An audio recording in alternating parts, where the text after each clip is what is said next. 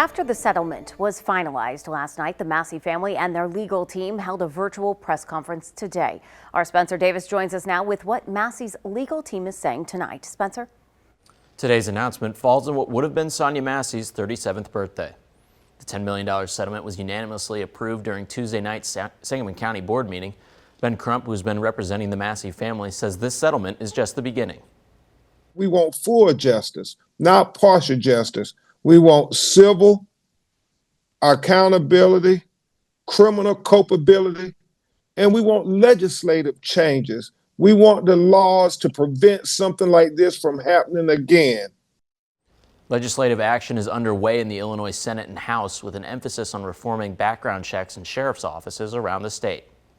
I'll have more from the press conference coming up later tonight. I'm Spencer Davis. Back to you. Thanks, Spencer. Now, other participants in the press conference include attorney Anthony Romanucci, Massey's father, James Wilburn, and State Representative Justin Slaughter. Now, Slaughter introduced a similar bill to State Senator Doris Turner's in the Illinois House. This bill would address hiring practices for law enforcement. Now to the fatal phone call. After the settlement was finalized last night, the Massey family and their legal team held a virtual news conference today. The announcement today falls on what would have been Sonia Massey's 37th birthday.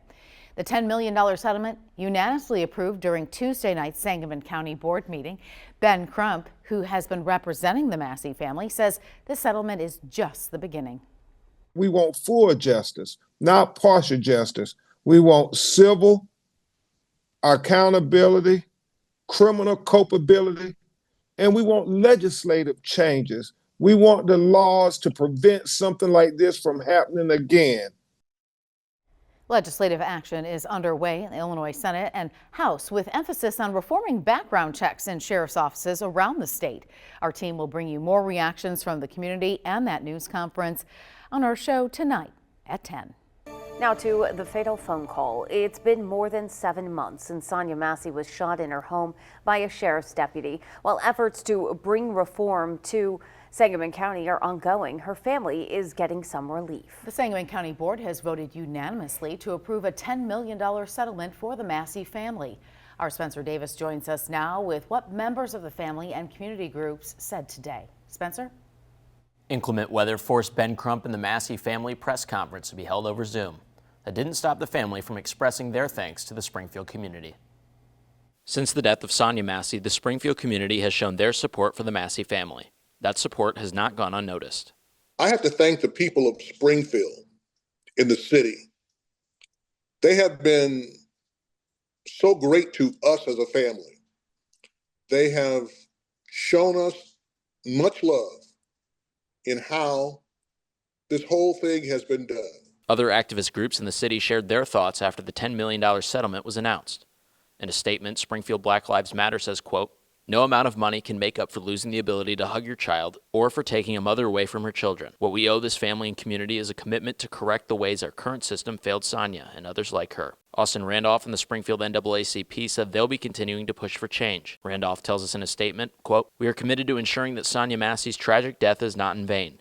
Through policy reform, community engagement, and accountability, we will continue the fight for justice and equity. With the civil settlement now decided, the family and community will shift focus to legislative changes and the upcoming criminal trial of Sean Grayson." We truly appreciate everyone that is fighting for our cause, seeking full justice for Sonia.